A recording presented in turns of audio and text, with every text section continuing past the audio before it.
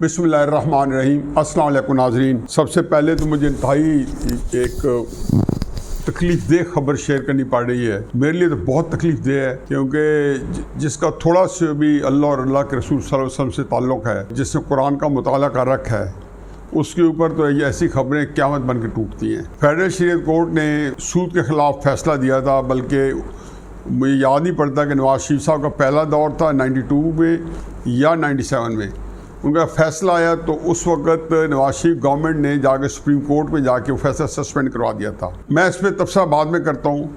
अब फिर उसके बारे में फेडरल शरीयत कोर्ट का एक फ़ैसला आया, तो पाकिस्तान के 4 बैंक, जिसमें हबीब बैंक, मुस्लिम कमर्शियल बैंक, नेशनल बैंक और एक और बैंक है, ये चारों बैंक सुप्रीम कोर्ट में चले गए हैं उस फैसले के ख़िलाफ़। मुझे इतना पता है कि सूद के ऊपर जो अल्लाह ताला के अहकामात हैं, मेरा ख्याल है कि मैंने इतने जलाली अहकामात कहीं नहीं देखे जो अल्लाह ताला ने सूद के ऊपर दिए हैं। अल्लाह ताला ने पहले तो बताया कि सूद के अंदर क्या क्या बुराइयां हैं, फिर बताया कि सूद के मुकाबले में जो खैरात है, जो अल्लाह ताला के रास्ते में खर्च करना है, उसमें कितनी बरकत है। फिर अल्लाह मियाँ ने बताया कि उस सूद के बारे में मना फरमाया और कहा कि जो लोग इससे पहले सूद इन आयात के आने से पहले जो कोई ले चुके हैं एक तरफ रखें, यानी कि उस पर माफ़ी है, लेकिन आइंदा के लिए सूद का कारोबार मुकम्मल तौर पर हराम है, उसकी हर सूरत। लेकिन जो उसके बाद आयत आती है वो दिल दहला देने वाली है। उन्होंने कहा अगर इसके बावजूद ये लोग बाज नहीं आते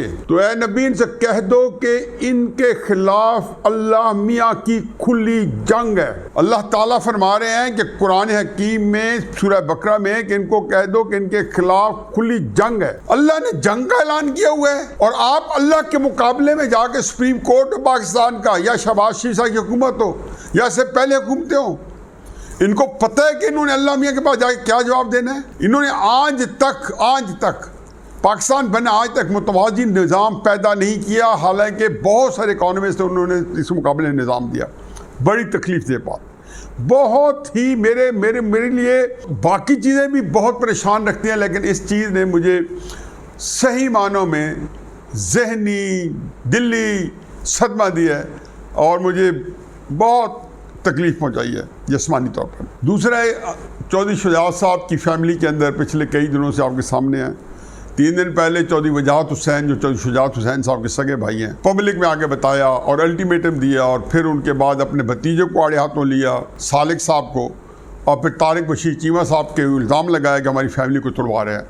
मेरा ख्याल है कि ये सारा सच नहीं है। मैं जानता तो नहीं फैमिली के अंदर बेशुमार चीज़ें, लेकिन चूँकि मेरा ताल्लुक चौधरी शुजात साहब से बहुत गहरा है, उनके बच्चों को भी जानता हूँ, चौधरी परवेज़ इलाही साहब से बड़ा मेरा करीबी ताल्लुक़ है, और सबसे बढ़कर मुझे चौधरी शुजात साहब के वालिद चौधरी ज़हूर इलाही से ताल्लुक़ था। मैं 70s में जब ये MNA थे, मैं कायद-ए-आज़म यूनिवर्सिटी का प्रेसिडेंट था, मैं स्टूडेंट एक्टिविस्ट था, और ज़ाहिर है कि भुट्टो साहब के इनके ख़िलाफ़ बहुत ही बड़ा जारहाना रवैया था, इनको जेल में डाला गया था, और हम सीने सफ़र होकर अपने जितने अपोजिशन के लोग थे उस ज़माने में उनके साथ कंधे से कंधा मिला के हम उनकी जंग में उनके बराबर के शरीक रहे। तो उनसे हमारी बहुत ही कुर्बत थी। उस ज़माने के सारे अपोजिशन के कौमी रहनुमाओं से मेरे ज़ाती तौर पे बहुत गहरे मरासम थे। हम तालिब इल्म थे, लेकिन बहरहाल जो है ये मुझे एजाज़ हासिल है, इसलिए इस ख़ानदान से बड़ा पुराना रिश्ता है। मुझे तकलीफ़ हुई है कि ये वाक़या सामने आया है।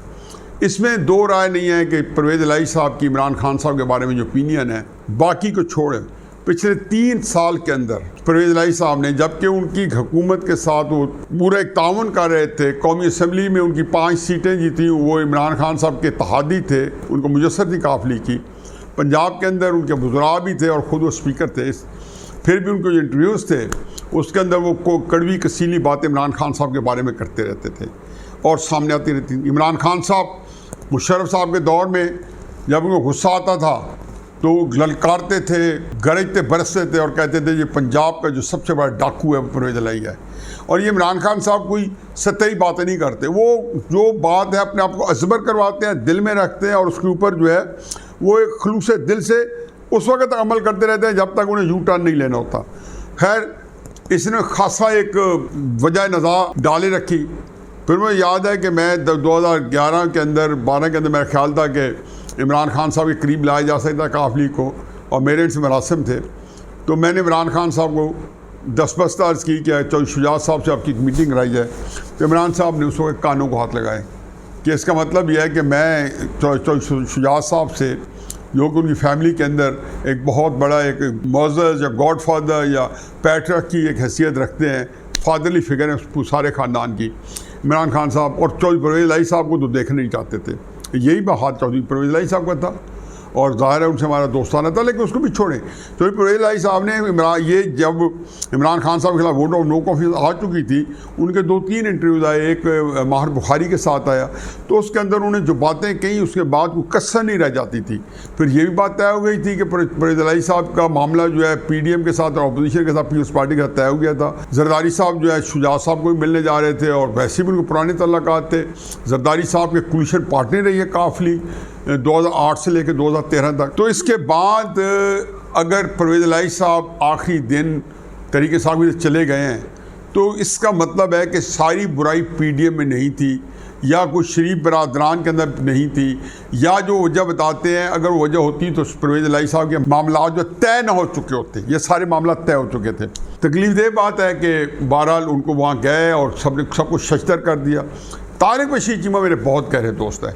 तारिक बशीर चीमा जो है बहुत सलीके के और असूली आदमी है और बड़े तकड़े आदमी है, जैसे कि जट को होना चाहिए। हकीकत है कि वो लेटर स्पिरिट में जट है। मेरा नहीं ख्याल कि तारिक बशीर चीमा कभी किसी किस्म का कोई इस तरह का काम करेंगे कि जो नीचे से खुफिया इधर उधर नहीं। वो बिल्कुल उनका जो मौक़िफ़ यहाँ पे है वो इस जगह पे है, इस जगह पे, और फिर उसमें डट जाना आता है। उनके लिए बात नाकाबिले कबूल थी कि एक दिन पहले तक अगर हम अपोजिशन के साथ और पीपल्स पार्टी के साथ और PDM के साथ सबके साथ सेट हो गए थे, तो क्या उस्ताद आप पड़ी कि किसी को बताए बगैर परवेज़ इलाही साहब मुनीर इस्लाही साहब को लेके बनी गाले इमरान खान साहब के पास पहुंच गए और फिर यकदम आनन फानन सब कुछ तलपट हो गया। चौधरी शुजात साहब की उस दिन से बहुत ज़ीदा हुए क्योंकि वो वादा भी दे चुके थे, वो एक साख वाले आदमी थे।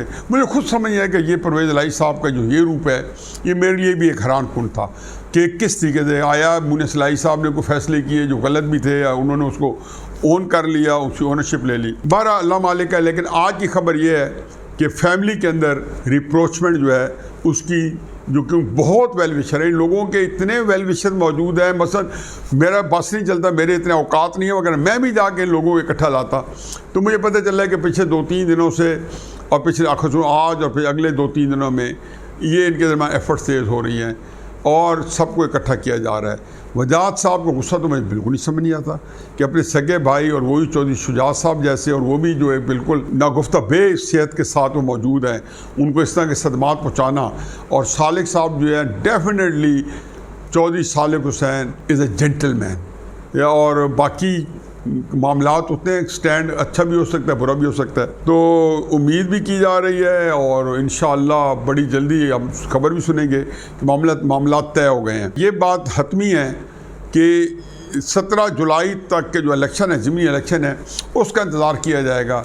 अगर उन इलेक्शंस के अंदर तहरीक इंसाफ जो है खातर खा कामयाबी नहीं लेती तो फिर तो परवेज़ इलाही साहब वापस शुजात साहब की तरफ आ जाएंगे, और अगर तहरीक इंसाफ उसमें खातर खा कामयाबी लेती है तो फिर परवेज़ इलाही साहब मेरा ख्याल है यही राह अमल इख्तियार करेंगे जो आजकल है, और फिर शुजात साहब जो हैं वो ज़्यादा से ज़्यादा अपनी बात से तो नहीं मुड़ेंगे, लेकिन शायद न्यूट्रल हो जाएंगे।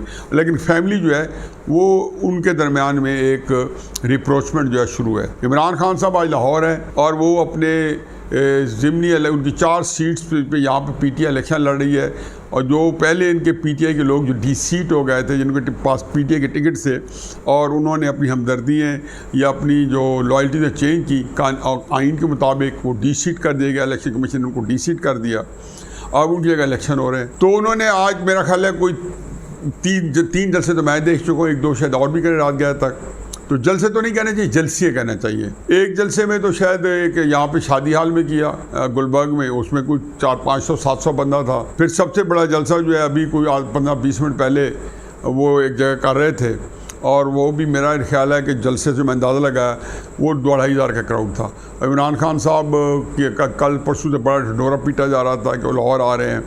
तो ये जलसे जो हैं ये कोई अच्छा शगुन नहीं है। मेरा अपना ख्याल है कि इमरान खान साहब के शायद ग्राउंड पे जो सूरत हाल है वो इससे मुख्तलिफ हो और वो बेहतर हो, लेकिन जलसे जो है मुझे डर पड़ता है कि ये जो 2 जुलाई को कर रहे हैं, ये सारी चीज़ उसी तरीके से जैसे 25 मई के लॉन्ग मार्च ने इमरान खान साहब की तहरीक को नाकाबिल तलाफ़ी नुकसान पहुँचाया है, बल्कि उनका बयानिया जो है उसके अंदर से डंग निकाल लिया है। और इसलिए उनको फिर महंगाई के ऊपर भी बुलाने की कोशिश की, ठाठे मारते हुए समुंदर जो है वो ज़ाहिर है कि वो ना आ सके, और ठाठे मारती हुई नदियाँ भी ना आई, समुंदर में क्या आते हैं क्या आना था। अब ज़िमनी इलेक्शन के अंदर वो जाएंगे, कुछ जगहों पे अच्छे जलसे होंगे, कुछ जगहों में मिडाकर होंगे। मरीम नवाज साहबा भी जलसे करेंगी। 17 ज़िलों में इलेक्शन हो रहे हैं, 20 कॉन्स्टिट्यूंसीज़ पे हो रहे हैं, बहुत बड़ा इलेक्शन है। इस इलेक्शन का बड़े असरात पड़ेंगे। अगर तहरीक इंसाफ ने यहाँ खातर खा कामयाबी की और 15-16 सीट जीत गई तो मेरा ख्याल है कि बल्ले बल्ले, और फिर इखलाकी तौर पे तो ऊपर भी नून लीग को बड़ा ज़ोफ़ पहुंचेगा अगर पंजाब तहरीक इंसाफ के पास चला गया। और बाकी रही बात यह है कि अगर तहरीक इंसाफ हार जाती है और नून लीग जीत जाती है तो तहरीक इंसाफ के सारे बयानियों में से जो कुछ था सब से जान निकल जाएगी, क्योंकि ये इलेक्शन जो है बेसिकली इन तहरीक इंसाफ के हक़ में या मुस्लिम लीग नून के हक़ में एक फ़ैसला जो है वो एक बड़ा रिप्रेजेंटेटिव फैसला होगा, क्योंकि अनवा इक़साम के ज़िले हैं, शहरी इलाके भी हैं, इसमें साउथ पंजाब भी है, इसमें दही इलाके भी हैं, इसमें छोटे शहर भी हैं, बड़े शहर भी हैं। 17 ज़िले कोई छोटा चीज़ नहीं होती, दरमियाने ज़िले में भी हैं।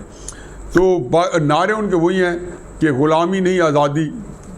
चलो जब तक चलते चलाएँ, क्योंकि इमरान खान साहब के नारों के अंदर ये अच्छी बात है कि बड़ी जल्दी जान निकल जाती है। फिर उनका दूसरा नारा है कि ये आप ज़हन में रखें, ये नारा 2018 में नहीं था, यानी कि उस वक्त मुसलमान नहीं थे कि तो तुम्हारा मेरा रिश्ता क्या ला इलाहा इल्लल्लाह। ये 2018 में ये रिश्ता नहीं था। इमरान खान साहब ने कोई वहाँ पे 200-250-500 जलसा किया होगा 2018 के इलेक्शन में। ये नारा नहीं था कि पाकिस्तान का मतलब क्या ला इलाहा इल्लल्लाह। वो तहरीक पाकिस्तान में ये नारा लगा था और वो उसका ख़ास बैकग्राउंड था, और उसके ऊपर हमने फिर करारदाद मकासी बनाई। लेकिन इमरान खान साहब का नारा 2013 में भी नहीं था, कभी इसके करीब ही नहीं भटके थे, रियासत मदीना भी नहीं थी। ये सारी चीज़ें इमरान खान साहब के बाद के ख्याल आते हैं। अब उसने आपने सुना था ना कि वो मुनाफकत की इंतहा, कि वो स्टेज पे खड़े थे जब वो 26 मई को, अब उनका कुछ नहीं था, जब वो लॉन्ग मार्च की नाकामी के बाद अपने जख्म चाट रहे थे जो ताज़ा बने हुए थे। तो कासिम सूरी साहब, वही कासिम सूरी मशहूर ज़माने जो है आईने पाकिस्तान के गिरबान में हाथ डाला था, और जो किसी न किसी दिन आर्टिकल 5-6 के तहत उसको ज़रूर सामना करना पड़ेगा। उन्होंने कहा खान साहब मजहबी टच दें, ये बात कान पढ़नी थी तो खान साहब को समझ आइए कहाँ से शुरू करूँ। उन्होंने कहा मैं वो बंदा हूँ जो रसूल सल्लल्लाहु अलैहि वसल्लम से पता नहीं क्या बात की, बात वो फिक्रा बन नहीं पाया। लेकिन चलो अच्छी बात है, अच्छा नाम लिया, ज़ात मुबारका का नाम लिया। जब भी ले लाखों दुरूद और सलाम हो मेरे प्यारे रसूल सल्लल्लाहु अलैहि वसल्लम पर। और ये मजहबी टच जो है ना, अब उनको ख्याल है कि ये मजहबी टच, खान साहब मेरा ख्याल है कि मेरिट पे अगर सियासत करते, सच्चाई पे सियासत करते, खुदा गवाह है कि आपकी कमाई ज़्यादा होनी थी। आप झूठ के ऊपर, तसादम के ऊपर, टकराव के ऊपर, ये सारे वक्ती नुस्खे हैं। मेरा तुम्हारा रिश्ता क्या सारे वक्ती नुस्खे हैं। पाकिस्तान का मतलब क्या सारे वक्ती नुस्खे हैं।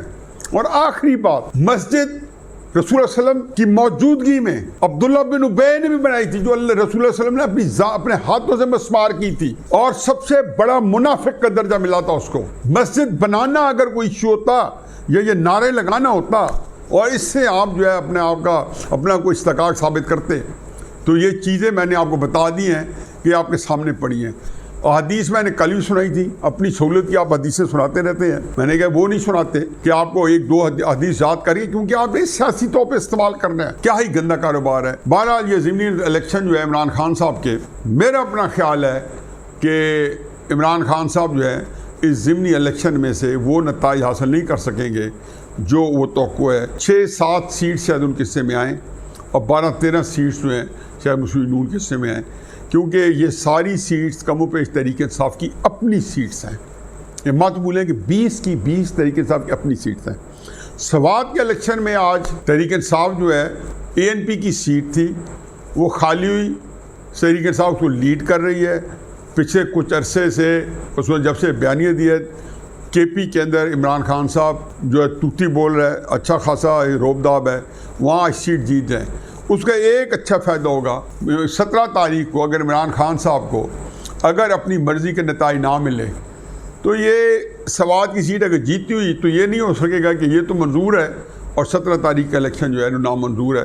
तो इमरान खान साहब, मेरा ख्याल है कि असल गेम जो है वो होनी है 17 जुलाई के बाद। लाड देखा आपने, प्यार देखा आपने, मार नहीं देखी।